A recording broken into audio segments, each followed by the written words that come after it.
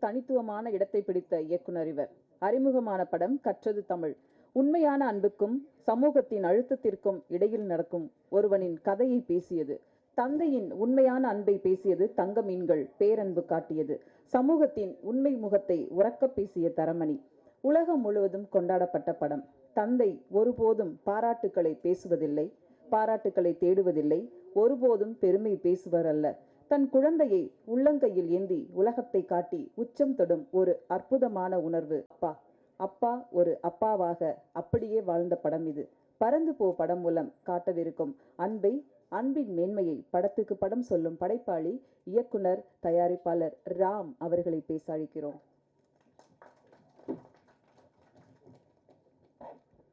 அனைவருக்கும் வணக்கம். நிஜமாகவே என்ன பேசுறதுன்னு தெரில. எல்லோரும் சம்பிரதாயமாகவும் அன்பாகவும் ரொம்ப பேசிட்டாங்க. நிறைய போய் சொல்கிற ஒருத்தன் தான் நான். மேபி மாரி செல்வராஜ்கிட்ட சொல்லியிருக்க மாட்டேன்னு நினைக்கிறேன். இந்த எல்லா ஃப்ளாவும் உள்ள, எல்லா குறைகளும் உள்ள ஒரு சாதாரண ஒரு ஹியூமன் பீயிங் தான் நான். ஸோ 10 அசிஸ்டன்ட் டைரக்டர் பிடிச்சின்னா 2 அசிஸ்டன்ட் பிடிக்காமல் இருக்கிறதுக்கும் வாய்ப்பு இருக்குது. இப்படி எல்லாத்துக்கும் ஒருத்தர் எப்படி நல்லவராக இருக்க முடியும்? அப்படிப்பட்ட ஒருத்தர் தான் நான். அண்ட் இந்த படத்தில் இன்றைக்கி ஒரு பாடலை ரிலீஸ் பண்ணுறாங்க. முதல்ல யுவன் ஃபேன்ஸ்க்கு ஒன்று சொல்லிக்கணும்னு நான் நினைக்கிறேன். எனக்கு ஏகப்பட்ட கெட்ட வார்த்தையில் டெய்லி மெசேஜ் வந்துகிட்டே இருக்குது. ராம் டேஷ் டேஷ் டேஷ் டேஷ்னு போயிட்டே இருக்குது. அண்ட் இந்த படத்துக்கு யுவன் தான் இசையமைப்பாளராக இருந்தார். அவருக்கான முன்படமும் கொடுத்தோம். பட் இந்த திடீர்னு ஒரு நாள் மதன் கார்கி சார் ஆஃபீஸ்க்கு வந்துட்டு இந்த படத்தில் பாடல்கள் நிறைய இருந்தால் நல்லாயிருக்கும், ஜிங்கிள்ஸ் மாதிரி பண்ணலாம் அப்படின்னு சொன்னார். ஸோ அந்த ஐடியா நல்லா இருந்துச்சு. எனக்கு ஒரு கார்ட்டூன் காட்டினார். அவர் தான் அந்த ஐடியா இதுக்குள்ளே கொண்டு வந்தார். அப்போ யுவன் துபாயில் இருந்தார். நாங்கள் ரொட்டர்டாம் ஃபெஸ்டிவலுக்கு கிளம்பணும், பாட்டை முடிக்கணும். பட் அவ்வளோ பாட்டு அங்கேருந்து பண்ணவும் முடியல, என்னால் போகவும் முடியல. அப்போ எனக்கு தெரிஞ்சு கோட் அந்த மாதிரி 2-3 படம் யுவனுக்கு இருந்துச்சு. ஸோ அப்போ யுவன் சொன்னால் நான் பிஜிஎம் பண்ணிடுறேன், நீங்கள் பாட்டு மட்டும் அதை ஜிங்கிள்ஸ் தானே வச்சு பண்ணிக்கோங்க அப்படின்னு சொன்னார். ஸோ அப்போ எங்களுக்கு ஆபத் வந்தவர் தான் சந்தோஷ் தயாநிதி. அண்ட் அவர் எனக்கு ஆனந்த யாழை மாதிரி ஒரு பாட்டு கொடுங்கலாம் கேட்காம, இந்த கதைக்கு என்ன பாட்டு அதை நான் பண்ணுறேன் எனக்கு அப்படின்னு சொல்லி தான் நம்ம என்ன கொடுத்தோமோ அதை பண்ணி கொடுத்தாரு. ரொம்ப நன்றி Santhosh. And of course Yuvan fan, நானும் யுவனோட ஃபேன் தான். யுவனை மிஸ் பண்ணுறேன். யுவனுக்கு எனக்கு எந்த கான்ஃப்ளிக்ட்டும் இல்லை. இந்த படத்தில் யுவன் தான் பாட்டு பண்ணலே தவிர நான் பாட்டு பண்ண வேணாம்னு சொல்ல. ஏன்னா யுவனுக்கு டைம் இல்லை. ஓகே, அதனால் இனிமேல் இந்த டேஷ்லாம் தூக்கினீங்கன்னா நல்லாயிருக்கும். இது ஒன்று. அண்ட் ரெண்டாவது, இந்த படத்தில் எனக்கு இந்த டேடி ரொம்ப பாவம் எனக்கு ரொம்ப பிடிச்ச பாட்டு. ஏன்னா அது கிட்டத்தட்ட எனக்கு எங்கள் அப்பாவை தோணும். ஏன்னா எங்கள் அப்பா சொல்லிட்டு இருப்பார், அவரோட ஃப்ரெண்ட்ஸ்லாம் கேட்பாங்க போல இருக்குது, இந்த தங்க மீன்கள் அதெல்லாம் பார்த்துட்டு, ஏன்ப்பா இவ்வளோ மோசமான அப்பாவா நீ, இவ்வளோ கடுமையாக நடந்திருக்கேன்னு சொல்லி. இந்த படமும் பார்த்துட்டு இருக்கப்போ பார்த்துட்டே இருந்தேன் நான். இந்த பாலாஜி சக்திவேல் ஷாட் வர்றப்ப இதுலேயும் ஏன்டா இப்படி காட்டியிருக்கேன் அந்த அப்பாவுன்னு கேட்டார். ஏன்னா எங்கள் அப்பா எனக்கு திட்டினதில்லை, அடித்ததில்லை, ஏன்னு கேள்வி கேட்டதில்லை. நான் என்ன சொல்கிறேனோ அதை பண்ணி கொடுத்தவர் தான் அப்பா. ஸோ அவருக்கு நான் actually I should say sorry to him. ஆக்சுவலாக எங்கள் அப்பா உண்மையாகவே பாவம் தான், டேடி ரொம்ப பாவம். அண்ட் இந்த பாட்டு அந்த விதத்தில் எனக்கு எமோஷ்னலாக கனெக்டட். அப்போ தான் நான் புரிஞ்சுட்டு, ஒரு ஃபிலிம் மேக்கர் பண்ணக்கூடிய படம் நீங்கள் கொஞ்சம் குடும்ப உறவுகள் இதெல்லாம் பண்ணால் அவங்க குடும்பத்தில் இருக்கவங்களை பயங்கரமாக அது ரிஃப்ளெக்ட் பண்ணுது. பார்க்குறவங்களாம் என் தங்கச்சியை பார்த்து, நீ தானே அந்த தங்கச்சி, என் தங்கச்சி ஏன்டா டே என்ன போய் இவ்வளோ டார்ச்சர் பண்ணி. ஸோ இந்த படத்தில் இந்த டேடி ரொம்ப பாவம். இன்னொரு விதத்தில் யோசிச்சு பார்த்தா நானுமே ஒரு டேடி, நானும் பாவம் தான். ஆக்சுவலாக நான் எங்கள் அப்பாவை எவ்வளோ டார்ச்சர் பண்ணோம் அப்படி தான் என் பையன் பண்ணிகிட்ருக்கான். ஸோ அஃப்கோர்ஸ் டேடி ரொம்ப பாவம். அப்புறம் ஆல் அப்பாஸ் ஆர் லையர்ஸ். இந்த லையர்ஸுங்கிறது பெரும் பொய்கள் சொல்கிறவங்க இல்லை. கண்டிப்பாக 24 மணி நேரம் குழந்தைங்கள்ட்ட உண்மை சொல்லிட்டு இருக்க முடியாது. குழந்தைங்க கேட்குற எல்லாத்தையும் செய்ய முடியாது. So there be lies, sweet lies இருக்க தான் செய்யும். அந்த இடத்துல வரக்கூடிய ஒன்று தான் ஆல் அப்பாஸ் ஆர் லையர்ஸ். அப்புறம் இந்த படம் எளிமையாக எடுக்கப்பட்டிருந்தாலும் அதற்கான பொருட்செலவோட ஒரு விரிவான ஒரு படமாக தான் எடுத்திருக்கோம். இந்த படத்தை தயாரிப்பதற்கு காரணமாக தயாரித்து கொடுத்த ஜியோ ஹாட்ஸ்டார். இது ஆரம்பிக்கிறப்ப டிஸ்னி ஹாட்ஸ்டார், இப்போ ஜியோ ஹாட்ஸ்டார். அண்ட் ஆமாம், நான் பிரதீப் சார் சொன்ன மாதிரி இருக்கிறது டெய்லி போவோம், கதை சொல்லுவோம், அப்புறம் வேணான்னு நான் சொல்லிட்டு வந்துடுவேன். அண்ட் ஆக்சுவலாக நான் பிரதீப் சாரை மீட் பண்ணது படம் பண்ணுறதுக்காக மீட் பண்ணல. நரன் என்னோடய ஃப்ரெண்டு. ஒரு நாள் சும்மா அவங்க ஆஃபீஸ் போனப்போ டீ சாப்பிட்றப்ப நீங்கள் எதாவது கதை வச்சிங்களான்னு கேட்டால் அப்படி பேச ஆரம்பித்தோம். நான் அவர் படம் அப்போ ஆக்சுவலாக நம்ம கதை பேஸ் பண்ணுறப்ப டிஸ்னி ஹாட்ஸ்டாரே ஸ்டார்ட் ஆகலை. நீங்கள் படம் பண்ணுற ஐடியாலே இல்லை. ஐ திங்க் அதுக்கப்புறம் தான் டிஸ்னி ஹாட்ஸ்டாரே ஸ்டார்ட் ஆச்சுன்னு நான் நினைக்கிறேன். ஸோ அப்போ அப்படி பேசி அப்புறம் திடீர்னு ஒரு நாள் லாக்டவுன் அப்போ இந்த கதையை நான் சொன்னேன். அப்போ குட்டி சார் ஒரு ஜூம் காலில் தான் கேட்டார்.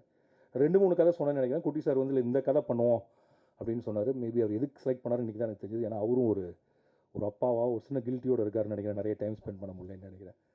ஸோ ஏதோ ஒரு விதத்தில் நிறைய அப்பாக்களுக்கு இந்த படம் பிடிச்சனால, எல்லாருமே அப்பாக்களாக இருந்தனால. But Pradeep sir is bachelor. But இருந்தாலும்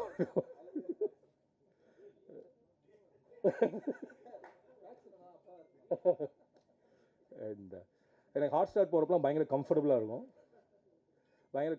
இப்போ நான் மித்த கார்பரேட்குள்ளே போனதில்லை. ஆனால் இங்கே போனால் ஒரு குட்டி சார் எப்போதும் சிரிச்சுட்டே இருப்பார். அவர் மேலே கோவமாக இருக்காரா வருத்தமாக இருக்காரு, ஆனால் ஆல்வேஸ் ஹி ஸ்மைல்ஸ். நம்மளுக்கு அவரை பார்த்தா ஒரு எனர்ஜி வந்துடும். ஓகே, ஒரு பயங்கர ஹாப்பியான பர்சன் தான். நம்ம கம்ஃபர்டபுள். பாலா சாரை பார்த்தா எப்படி இருக்கணும், அந்த சித்தப்பா பெரியப்பாலாம் இருப்பாங்கல்ல, அவர் குரலுமே அந்த ஒரு பேஸ் வாய்ஸில் இந்த ஊர்ல எல்லாம் வந்திருப்பாங்க கிளம்பி திருநெல்வேலியிலேருந்து, அந்த மாதிரி வந்து சித்தப்பா மாதிரியா இருப்பார். And Pradeep sir is like என்ன சொல்கிறது, என்னோட க்ளோஸ் டியூட் படி. அண்ட் அவர் வந்து 7 கடல் 7 மலையிலையும் எனக்கு வந்து நிறைய கருத்துக்கள் சொன்னார், இந்த படத்துலையும் சொன்னார்.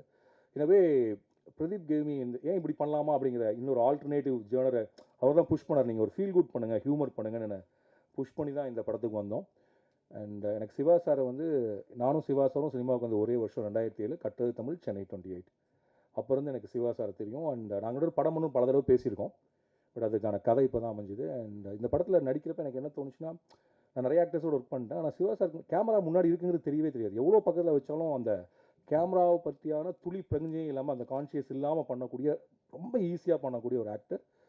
அண்ட் ஆக்சுவலாக அவர் ரொம்ப ஒரு அண்டர் எஸ்டிமேட் பண்ணி அவரை நடிக்கவே மாட்டேன்னு பிடிவாதம் பண்ணி பல படங்கள் நடிச்சிருக்காருன்னு நினைக்கிறேன். அண்ட் இந்த படத்தில் உண்மையாகவே நான் என்ஜாய் பண்ணேன். அண்ட் கிரேஸ், நான் அவங்களை டான் கூப்பிடுவோம். ஏன்னா she really a don. She write script, she knows music, she knows to dance. ஒரு பரதநாட்டியத்தில் she did BA. And so இப்போ அவங்க ஸ்கிரிப்டும் எழுதிட்டு இருக்காங்க. அவங்களுக்கு ஹியூமர், ஈஸியாக ஹியூமர் வரும். அண்ட் ஒரு சின்ன ஒரு மிடில் கிளாஸ் குடும்பத்திலேருந்து கிளம்பி வந்து சினிமாவுக்குள்ளே நுழைஞ்சு தனக்கான இடத்த தானே உருவாக்கிட்டாங்க. ஒரு ஹீரோயினுக்குரிய எந்த விதமான, என்ன சொல்கிறது, ஹீரோயினுக்கு நம்ம சொல்லக்கூடிய எந்த இதுவும் இல்லாத, முழுக்க முழுக்க தன்னுடைய நடிப்பினால் நம்மளை வசீகரிக்கக்கூடிய ஒருத்தர். நான் வந்து இந்த ஸ்கிரிப்ட் எழுதிட்டு இருக்கப்போ அப்பன் ஒரு படத்தை பார்த்தேன். அந்த அப்பனில் ஒரே ஒரு ஷாட், அவங்க ஓடி வந்து அது ஆக்டிவ் ஆகுது ஸ்கூட்டர் ஏதோ ஒன்று, அதில் பின்னாடி ஏறி உட்காருவாங்க. நான் முடிவு பண்ணேன், இந்த பொண்ணு நடிச்சாலும் அந்த கேரக்டர் கரெக்டாக இருக்கும். பிரதீப் சார்ட்ட சொல்லி எல்லாம் சண்டை போட்டு இவங்க தான் கிட்டத்தட்ட அதுக்கு ஒரு 4 மாதம் நான் வெயிட் பண்ணேன் சார் இவங்களை ஓகே பண்ணுறது. ஸோ இப்படி அப்புறம் இந்த பையனை தேடுறதுக்கு வந்து நாங்கள் முதல்ல ஒரு பையனை சரி பண்ணிட்டோம். அப்புறம் தேடி அப்புறம் இவன் கிடச்சான். பிரதீப் சார் என் பையனை நடிக்க வைக்கணும்னு சொல்லிட்டு இருந்தார். எனக்கு அவன் வேறு படத்தில் வேணாலும் நடிக்கலாம், என்னால் என் பையனை டைரக்ட் பண்ண முடியுமான்னு தெரியல. அப்புறம் ரொம்ப செல்ஃபிஷாக ஆகிடுமோ நம்மளுக்கு ஒரு இது வேறு. அண்ட் அப்புறம் கண்டிப்பாக இப்போ இன்னொரு பையன் நடித்தானா மலையில் ஏறுலாம் சொல்லலாம், நம்ம பையன் நடிக்கிறப்ப அவன் என்ன சொல்லுவான் நம்மளன்னு தெரியாது. ஸோ அண்ட் மித்துல், அன்பு, நாங்கள் அன்புன்னு தான் கூப்பிட்றோம். அண்ட் வந்து ஒரு என்ன சொல்கிறது, அவனுக்கு நாங்கள் ஓட சொல்லி கொடுத்தோம், ஸ்விம்மிங் பண்ண சொல்லி கொடுத்தோம், வேவ் போர்டு ஓட்ட சொல்லி கொடுத்தோம், ஃபுட்பால் ஓட சொல்லி கொடுத்தோம், நடிக்க சொல்லி கொடுக்கல. அது தானாகவே வந்துச்சு அவனுக்கு. And is very easy. அவன் ஆக்சுவலாக இப்போ நித்யேஷ்னு ஒருத்தர் இருக்கான், அவன் நடிக்கணும்னு ஆசை அவனுக்கு சீன் நடிச்சு காட்டுவான். இல்லை இது ரொம்ப கிரிஞ்சாக இருக்குது, நான் பார்த்துக்கிறேன் அப்படின்றான். ஸோ அந்த மாதிரி லைக் வெரி ரொம்ப நல்லா பண்ணான். அண்ட் இங்கே இருக்க எல்லாருமே, அப்புறம் திங் மியூசிக் சந்தோஷ் ரொம்ப தேங்க்யூ. இந்த ஆல்பத்தோடு நீங்கள் கொலாபரேட் பண்ணி இந்த ஆல்பத்தை இன்றைக்கி வெளியில் வர்றதுக்கு நீங்களும் ஒரு முக்கியமான காரணம். அண்ட் இந்த மாதிரி படங்களை சப்போர்ட் பண்ணிட்டே இருங்க. அண்ட் நீங்கள் தொடர்ந்து தமிழில் நிறைய நல்ல படங்களை, நிறைய கைண்ட் ஆஃப் ஒரு ஸ்டார் பின்னாடி இல்லாமல் மியூசிக் பின்னாடி இருக்கக்கூடிய பண்ணிகிட்ருக்கீங்க. நிறைய இண்டிபெண்டன்ட் ஆர்டிஸ்ட்டுக்கு இடம் கொடுக்குறீங்க. And I'm a fan of Think Music. So அதனால் அது உங்களுடைய டீம். அவருங்க நம்ம மணி விடன்னு ஒருத்தர் இருப்பார், Mani, extraordinary team. Happy to work with Think music always. And Madhan Karky sir, I want to work with you lot. Madhan Karky சாரோட ஒர்க் பண்ணுறப்ப ரொம்ப ஈஸியாக இருக்கும், லைக் நோ ஈகோ நத்திங். ஆனால் என்னென்னா கரெக்டாக டயத்துக்கு வருவார், டயத்துக்கு போயிடுவார். அது போதாது. ஏன்னா பிகாஸ் ஈ ரன்ஸ் ஒரு அது சரி அதை வரைய சொல்லுவார் நினைக்கிறேன். Is doing a dream project. So அதுக்காக வேலை பார்த்துட்டு இருக்காரு. அதுக்கு நடுவில் வந்து, ஆனால் அதுக்கு நடுவில் நான் டார்ச்சர் பண்ணி இப்போ டெய்லி ஒரு பாட்டு மாற்றிட்டே இருக்கேன், லிரிக்ஸை. இதை மாற்றி கொடுங்க சார், அதை மாற்றி கொடுங்க சார்னு சொல்லிட்டு. Thanks Madan sir. அண்ட் மைனா, இந்த ரஞ்சித் சொன்னார் இந்த படத்தில் இவங்க அறிமுகமாகறாங்க. இவங்க வந்து கூழாங்கல்ல அசிஸ்டன்ட் டைரக்டர் வேணி, இப்போ வினோத்ராஜ் கூழாங்கல்னுடைய அசிஸ்டன்ட் டைரக்டர். அதில் அவங்க நடிக்கணும்னு ஆசை. ஸோ இப்போ இந்த படத்தில் நடிச்சிருக்காங்க. எனக்கு தெரிஞ்சு இவங்க நிறைய படங்கள் நடிப்பாங்க நான் நம்புகிறேன். ரொம்ப இவங்களும் இந்த பையன் மாதிரி தான். So it's very easy before the camera. She acts like just like that நடிக்கிறவங்களா இருப்பாங்க. பொறாமையாக இருக்கும் அவங்களெல்லாம் பார்த்தா. ஆக்சுவலாக இந்த செட்டில் நான் ரொம்ப ரிலாக்ஸ்டாக இருந்தேன். ஏன்னா இந்த செட்டில் எல்லாருமே நடிகர்களாக இருந்தாங்க. ஸோ நம்ம வேலை ரொம்ப கம்மியாக இருந்துச்சு. லைக் ரொம்ப சிம்பிள் ஸ்டேஜிங் பண்ணி எடுத்துகிட்டா போகுங்கிற மாதிரி இருந்துச்சு. நான் இனி யாராவது விட்டேன்னா மிஸ்கின் சார் சொல்லணும் கடைசியாக. அண்ட் மிஸ்கின் சார் என்னை பற்றி ரொம்ப பெரிய வார்த்தைகள்லாம் சொன்னார். இங்கே இருக்கவங்க சொன்ன எல்லா வார்த்தைகளும் அது என் மேல் உள்ள பிரியத்துலையும் அன்புலையும் சொன்ன வார்த்தைகளே தவிர அதை அப்படி எடுத்துக்கிறது தான் கரெக்டுன்னு நான் நினைக்கிறேன். அண்ட் என்ன அருண் விஸ்வா, அவர் இன்னைக்கு அவன் கிளம்பி போயிட்டான். அவன் என்னோட அசிஸ்டன்ட். அவனோட படம் 3 BHK வந்து எங்களுடைய படத்தை அன்றைக்கே தான் ரிலீஸ் ஆகுது. 26ஆம் தேதி ஆடியோ லான்ச். காலையில் அவங்களோட ஆடியோ லான்ச், சாயங்காலம் எங்கள் ஆடியோ லான்ச். 2 ஆடியோ லான்ச்சுக்கும் உங்களை எல்லாத்தையும் வர்ற மாதிரி வரணும்னு சொல்லி நான் இன்வைட் பண்ணுறேன். காலையில் சத்தியமில், ஈவினிங் க்ரீன் பார்க், மார்னிங் அங்கே பார்ப்போம், ஈவினிங் எங்கள் இதில் பார்ப்போம். So 3 BHK and Paranthu Po it's like ரெண்டுமே என் படம் தான். எப்படி வாழையும் கொட்டுக்காளியும் வந்தப்போ எனக்கு ரெண்டுமே ஐயோ ஒரே நாளில் வந்துச்சுன்னு இருந்துச்சோ அதே மாதிரி ரெண்டும் எனக்கு பிடிச்ச படம். இந்த படம் அந்த மாதிரி. அண்ட் எல்லோரும் 5 வருஷம் ஆயிடுச்சுன்னு சொல்கிறாங்க. மிஸ்கின் எனக்குமே 5 வருஷம் ஆயிடுச்சு, 6 வருஷம் ஆயிடுச்சு. கடைசியாக சைக்கோ அதில் நான் இருந்தேன். அதுலேருந்து அவருக்கும் படம் வரல, எனக்கும் படம் வரல. படம் வரல, ஏன்னா ரிலீஸ் ஆகலை. ஆனால் அண்ணன் பேசி நடித்து அதை ஃபில் பண்ணுறாரு. சூப்பர். அண்ட் அண்ட் எனக்கு எப்போல்லாம் ஒரு மன தளர்ச்சி இருக்குமோ, இல்லாட்டி ஒரு கண்டிப்பாக டைட்னஸ் இருக்கும் நம்மளுக்கு, இது அந்த பிரச்சனையை எப்படா ஃபேஸ் பண்ணுறது, ரொம்ப டிப்ரெஸ்டாக இருக்கப்போ நான் வந்து போகிற இடம் வந்து மிஸ்கின் ஆஃபீஸ். அவரை பார்த்தா எனக்கு வந்து தினேன்னு தெரியல ஒரு உற்சாகம் வந்துடும். ஏன்னா கொஞ்சம் எங்கள் தாத்தாவோட சாயல் இருக்கும். தாத்தானா வயசில் சொல்ல, சாயலில் அந்த பெரிய ஒரு பலூன். எங்கள் தாத்தா எனக்கு சின்ன வயசு ஞாபகம் இருக்கு. ஒரு இல்லை பலூன் தூக்கிட்டு எனக்கு நல்லா ஞாபகம் இருக்குது.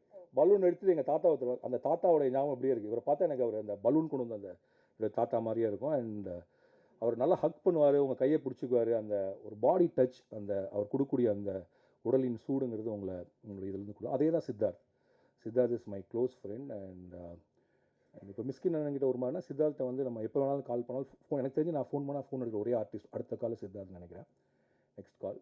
அண்ட் ஒரு ரொம்ப பெரிய பிரச்சனை உடனே கிளம்பி வரக்கூடிய அளவுக்கு ஒரு நண்பர். அண்ட் எல்லா படத்துலையும் நான் வந்து பாடுங்கன்னு சொன்னால் வந்து பாடிட்டு போகிறதுக்கு அதுவும் ஒரு காரணம். அண்ட் மாரி செல்வராஜ், ரஞ்சித், மீராவோட ஹபீபி நான் பார்த்தேன் தமிழ் சினிமாவில். நான் இது உண்மையாகவே சொல்கிறேன், அன்பு பிரியத்தினெல்லாம் சொல்ல. அப்படி ஒரு இஸ்லாமிய வாழ்க்கையை, இஸ்லாமிய ஊரை இது வரைக்கும் யாருமே காட்சிப்படுத்தவே இல்லை. ஹபீபி வர்றப்ப தமிழின் முதல் தமிழ் இஸ்லாமிய படமாக அது இருக்கும்.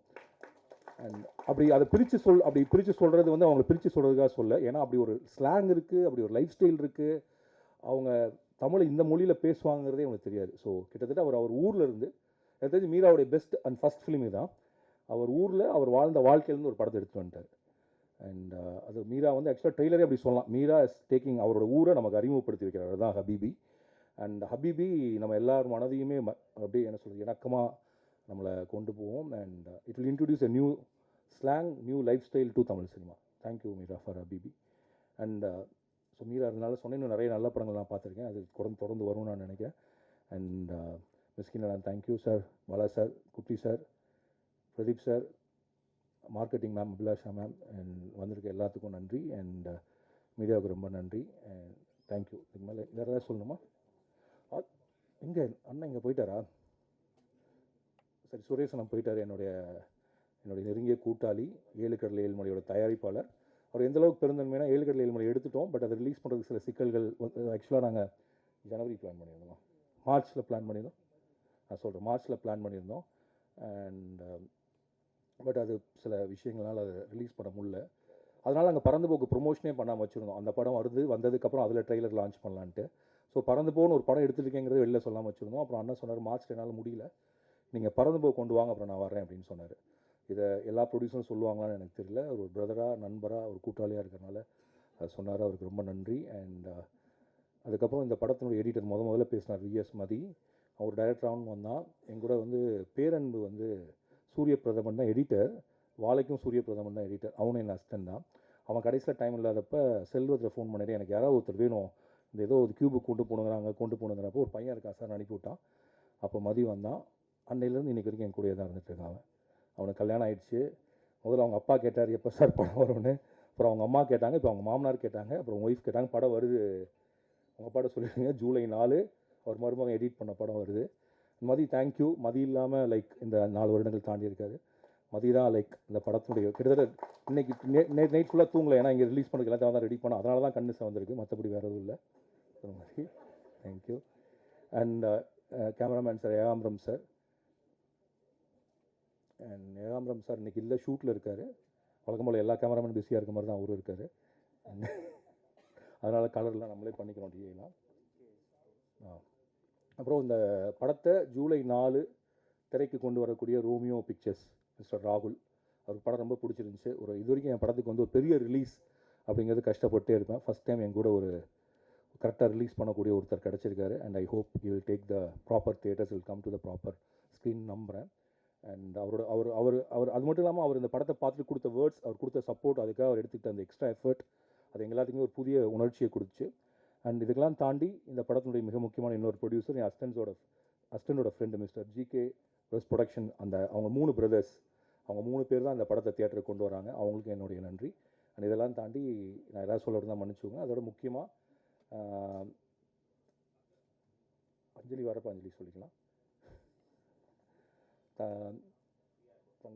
தங்க மீன்கள்லேருந்து என்னுடைய படத்தில் உதவி இயக்குனராகவும் இல்லை இந்த மாதிரி நிகழ்ச்சி நடக்கிறப்ப என் கூட வந்து நிற்கிற அமுதன் கருப்பையா, அஞ்சனா கிருஷ்ணகுமார் அண்ட் அதுக்கப்புறம் இந்த படத்தில் வேலை பார்த்த என்னுடைய எல்லா அசிஸ்டன்ட்ஸ் அனைவருக்கும் நன்றி. நன்றி, வணக்கம். அதான் சொல்லிட்டு இருந்தீங்க, நான் உங்களை பார்க்கல, நான் இங்கே இருட்டில். யாருண்ணா உங்களுக்கு? எனக்கா? தானு சார் எனக்கு தரமணிக்கு அப்புறம் சுரேஷ் அண்ணா அறிமுகப்படுத்தி தான் நானும் அறிமுகம். அவர் வந்து நான் சில சமயங்கள் ஒன்று தோணும் நம்மளுக்கு வந்து இவர்கிட்ட வந்து நான் அவர் கதை சொல்லியிருப்பேன், அவங்கள்ட்ட சொல்லியிருப்பேன்.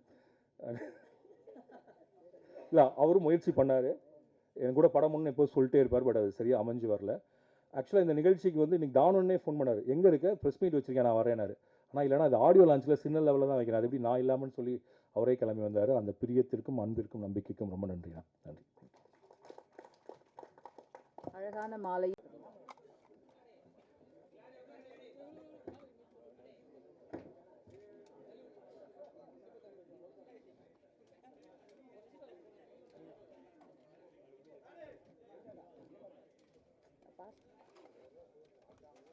கேஷ்